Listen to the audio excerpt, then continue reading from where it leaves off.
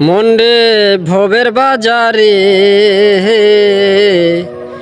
মহাজনে পুঞ্জি দিয়া পাঠাইছেন ব্যাপারে। মন্ডে ভবের বাজারে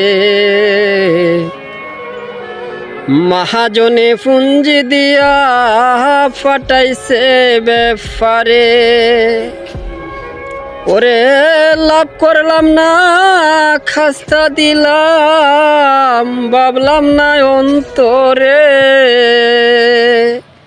মন্ডে ভবের বাজারে